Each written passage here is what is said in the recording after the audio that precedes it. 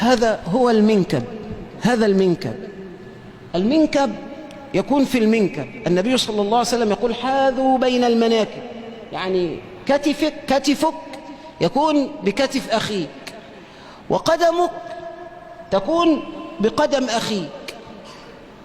حينما تقف هذه الوقفة تكون امتثلت لأمر النبي صلى الله عليه وسلم، وتكون سددت كل فرجة يدخل منها الشيطان. لأن الشيطان لو أننا وقفنا هكذا، العنزة الصغيرة التي هي ابنة يوم أو يومين تدخل بيننا أم لا تدخل؟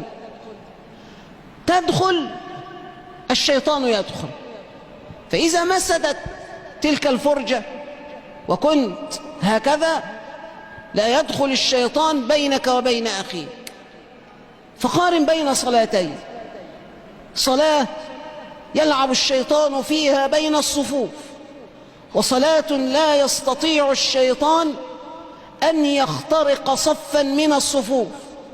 وهذه الوقفة يحدث فيها وبها أمور لا يعلمها إلا الله. يبنى لك في الجنة بهذه الوقفة بيت، وترفع في الجنة درجة، ويغفر لك ذنبك، ويصلي الله وملائكته عليك، ويصلك الله رب العالمين إلى ما تريد. من وصل صفا وصله الله، ومن قطع صفا قطعه الله. هذا الذي يقف هكذا حينما يجذبه أخوه لا ينجذب معه، هذا يعادي نفسه، هذا يضر نفسه، هذا يخالف نبيه صلى الله عليه وسلم، هذا يحرم نفسه من خير عظيم. لما؟ النبي يقول لك أنت يا أيها المصلي يا من تدعي الإسلام لينوا في أيدي إخوانكم. نبيك يقول لك ذلك، لماذا لا تسمع له؟ إن لم تسمع له الآن فستقف بينه يوم القيامة. يقول الله عز وجل في هذا الأمر، في أمر عرض الأعمال على الله ذي الجلال وعلى النبي الهمام صلى الله عليه وسلم: فليحذر الذين يخالفون عن أمره أن تصيبهم فتنة أو يصيبهم عذاب أليم. ويقول الله رب العالمين في أمر عرض الأعمال على النبي الأمين صلى الله عليه وسلم: تعرض الأعمال على الله، وتعرض الأعمال على رسول الله صلى الله عليه وسلم.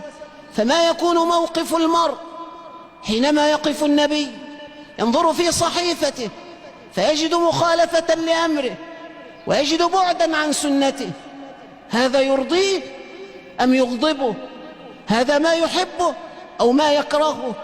فإذا كنت محبا لنبيك صلى الله عليه وسلم فلتجتهد في اتباع سنته وإقامة شريعته، وأنت تشابه الملائكة حينما تقف بجوار أخيك ملتصقا به، حينما تقف بجوار أخيك ملتزما قدمك بقدمه وكتفك بكتفه، أنت هكذا تشابه ملائكة الله بين يدي الله عز وجل.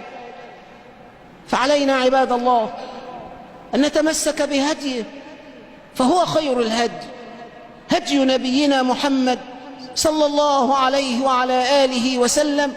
فاللهم اجعلنا متبعين ولا تجعلنا مخالفين، ومسكنا بهديه حتى نلقى وجه ربنا الكريم.